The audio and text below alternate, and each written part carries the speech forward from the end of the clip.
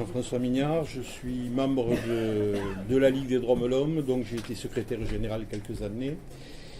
Je remercie l'invitation qui nous a été faite, qui m'a été faite, mais à l'association aussi. La Ligue des droits de l'homme contribue, a choisi depuis 1898 de participer au débat citoyen. C'est-à-dire qu'on va à tous les endroits auxquels on est invité, même des fois on y va quand on n'est pas invité, dans ce qu'on estime être des débats qui sont des débats dans lesquels il y a de l'enjeu, sauf vis-à-vis de l'extrême droite avec laquelle, on ne discute pas, y compris de manière identitaire pour nous, puisque l'ennemi est là, y compris institutionnellement. Nous sommes une association qui a eu une partie de ses cadres qui a été déportés ou qui ont été assassinés par les fondateurs du Front National. Voilà. Au-delà de ça, on va même chez des partis politiques qui ne sont pas forcément proches de nous, mais avec lesquels on débat, en règle générale, sans trop de... On n'entend pas? Il ne marche pas. Est-ce que vous m'entendez comme ça? Bien, alors on va essayer de le faire à l'ancienne. Donc oui, voilà. Et c'est à ce titre-là, effectivement, que je participe à ce débat. Je vais essayer d'avoir une approche concernant la question un peu plus opérationnelle que l'intervention qu'a fait Marie-Laure, mais qui s'inscrit complètement, effectivement, dans la logique qui a été déjà posée, qu'elle vient de poser. La question, enfin, je souhaite intervenir, je vais faire ça brièvement, il faut se méfier, parce qu'en règle générale, c'est très long quand l'orateur dit ça. Sur la question qui est la question fondamentale qu'on peut avoir en tant que juriste ou en tant que citoyen, sur l'équilibre qui existe entre la sécurité et la liberté. Et tous les enjeux que ça peut représenter par rapport à la démocratie. C'est donc une entrée qui est une entrée un peu plus fermée que celle de Marie-Laure, mais qui, je pense, renvoie à un débat qui est un débat politique aujourd'hui extrêmement sensible, qui concerne des enjeux qui sont y compris des enjeux électoraux. C'est bien sur la sécurité qu'aujourd'hui on fait élire un certain nombre de personnes. Voilà. Je souhaite le faire de manière pas du tout angélique. La Ligue des droits de l'homme, c'est pas des gens qui pensent que la liberté prime sur la sécurité. Nous savons très bien que nous sommes dans un rapport qui est un rapport dialectique qui fait que ces deux choses-là sont fondamentalement en tension. Le tout réside effectivement sur la façon dont on gère cette tension-là. Ce que je veux dire, c'est que depuis 40 ans, petit à petit, comme j'avais amené un dessin, la sécurité a mangé, ou est en train de finir de manger une partie de nos libertés. Voilà. Et ça fait 40 ans que ça dure.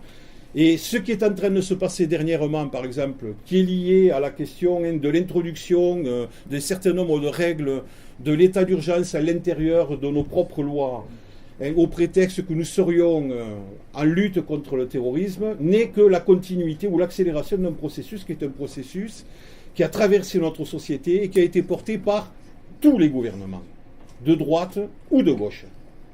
Voilà. Mezzo voce ou de manière revendiquée, mais cette logique court depuis 40 ans. Et nous en sommes là maintenant à des atteintes qui sont des atteintes de plus en plus graves. Quelques rappels quand même, et je ne vais pas faire dans la philosophie générale du droit, mais quelques rappels. La sécurité n'est pas le premier des droits de l'homme. La sécurité en tant que concept n'existe que dans la Déclaration universelle des droits de l'homme de 1948 telle que l'a évoqué Marie-Laure. Et au passage, ironie de l'histoire, ça concerne la sécurité sociale. Eh oui, il faut le savoir. La sécurité, ce que vous avez dans la Déclaration des droits de l'homme, c'est le concept de sûreté, qui n'a strictement rien à voir avec le concept de sécurité. Et la sûreté, c'est être hors d'atteinte de l'arbitraire de l'État. Comme tout bon républicain, nous savons que le 14 juillet est notre fête nationale. Ce n'est pas la fête de la sécurité, c'est la fête de la lutte pour la sûreté, c'est-à-dire le combat contre les lettres de cachet et l'invasion de la Bastille. Ce qui fonde notre société, c'est ça.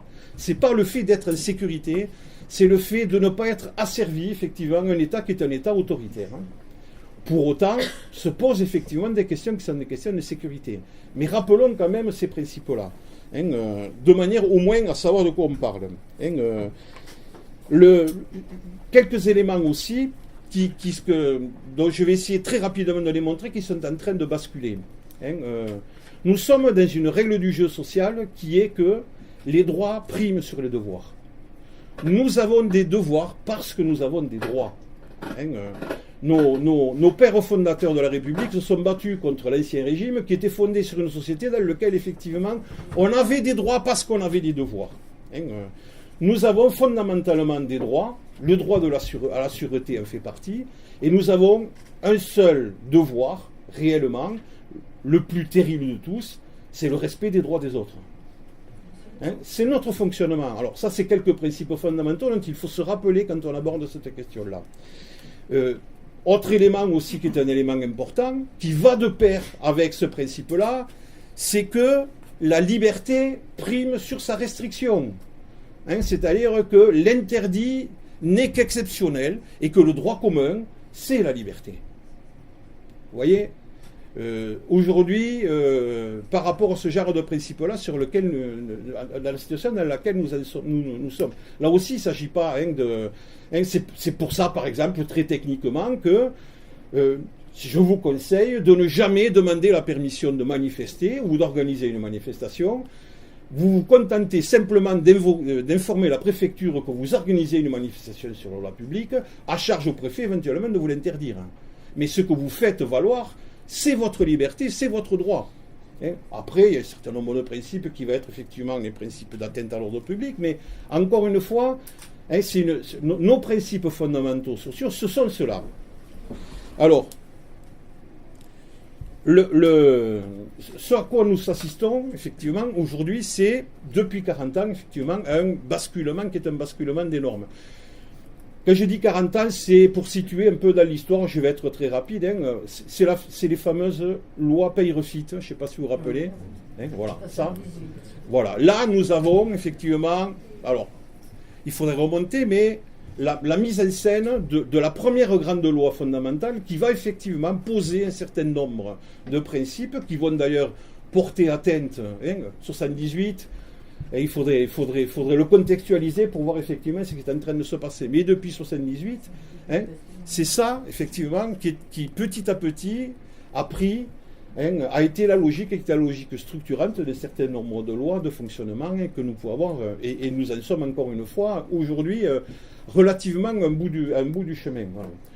Là aussi, très rapidement,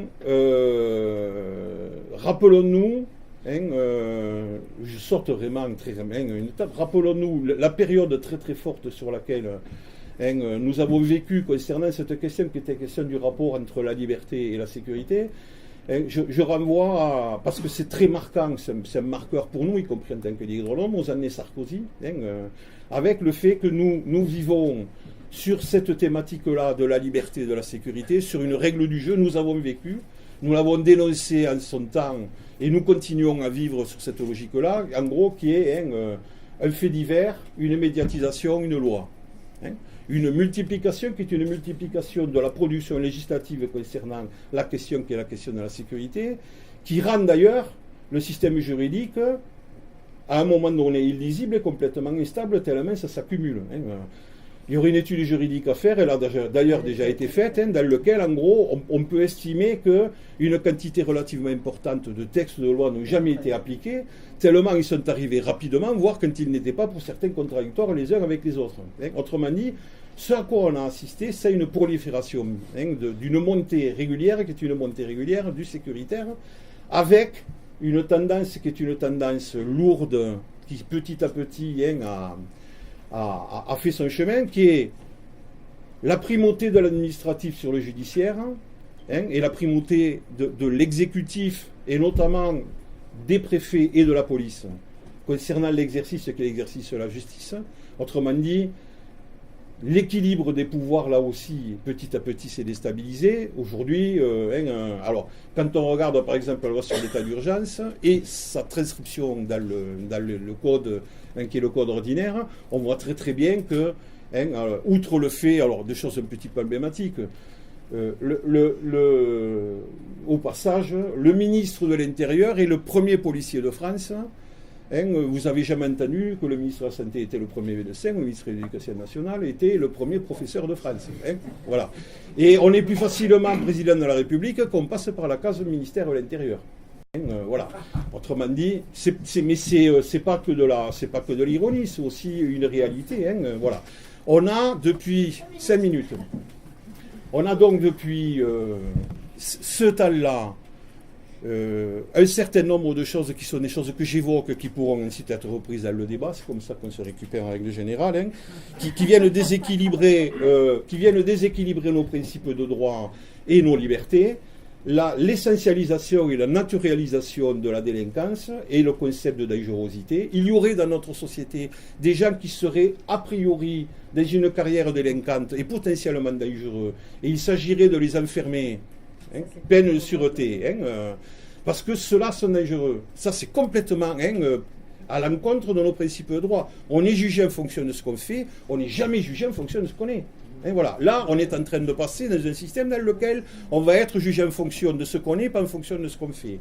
Autre principe, qui est le principe de séparation des pouvoirs, je l'ai évoqué tout à l'heure, sur petit à petit le glissement de l'administratif par rapport au judiciaire, qui fait qu'aujourd'hui, c'est du juge administratif même qui va aujourd'hui débattre ou prendre un certain nombre d'initiatives au détriment du juge judiciaire qui, pour autant qu'on puisse en penser, est quand même le garant des libertés individuelles, ce qui n'est pas le cas du magistrat qui est le magistrat administratif. Complètement. Je dis que par ailleurs, on peut en penser au niveau de la pratique de certains magistrats, mais le principe, il est quand même là. Voilà. Alors, bien. Il en reste 3. Quelle forme de résistance par rapport à cette logique-là, encore une fois, si ça vous intéresse, qu'on peut développer dans le débat par la suite. Voilà.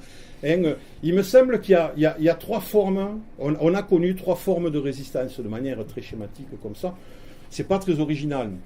Il y a eu le droit, faire du droit, et se battre avec le droit. Alors, je parle depuis la Ligue des droits de l'homme parce qu'on en pratique au moins 2 fortes par rapport à une 3e, c'est faire du droit. Et par exemple, on vient de faire casser une décision qui est une décision par le Conseil constitutionnel concernant la nouvelle loi contre le terrorisme qui déterminait des zones qui étaient des zones dans lesquelles il pouvait y avoir de manière exorbitante au droit un certain nombre de pratiques. Voilà. Et on est allé on fait du droit. Ça, on connaît ça, la Ligue des droits de l'homme, on pratique ça. C'est beaucoup la logique qui est la logique anglo-saxonne, mais le droit c'est important, mais le droit c'est un aspect. Il y a le politique aussi. Alors il y a la politique, c'est pas trop notre truc, c'est davantage le vôtre j'imagine, mais nous c'est pas il y a ce qu'on appelle nous aussi le politique, c'est-à-dire en gros la mobilisation de la société civile, la mobilisation citoyenne. Et là, je termine, il me semble que depuis quelques années, alors qu'il y a réellement une résistance citoyenne qui est en train de s'organiser, pas forcément à la mesure des atteintes telles qu'on peut les connaître, mais qui existent. Je peux en donner des exemples. Le fait que, par exemple, il y a petit à petit maintenant des gens, Marie-Laure l'évoquait tout à l'heure, qui ont fait le choix de considérer que au-delà du fait que des décisions soient légales, elles ne sont pas légitimes en titre humain. Et il y a un certain nombre de nos concitoyennes et nos concitoyens qui font de la désobéissance civile ou qui sont délinquants de la solidarité. Voilà. Ça, je pense que c'est quelque chose aujourd'hui d'extrêmement précieux qui est en train de se développer dans notre société. On voit apparaître aussi un certain nombre de choses, par exemple, qui est que ça devient de plus en plus difficile à la police de pouvoir faire ce qu'elle a envie de faire parce que les citoyens se mobilisent pour aller voir ce qu'elle fait et rappeler à la police un certain nombre de principes. Au passage, je vous signale que vous pouvez parfaitement photographier un policier dans l'exercice de ses fonctions, c'est autorisé, et d'ailleurs, pouvoir faire de l'observation, qui est de l'observation critique par rapport à ce genre de choses. Voilà. Pour terminer, donc, pour terminer cette trop rapide intervention, je pense qu'aujourd'hui, il y a effectivement ces 3 registres-là qui sont sur la table et sur lesquels chacun, à l'endroit où on a à se mobiliser, à articuler nos registres d'intervention. Je vous remercie de votre attention.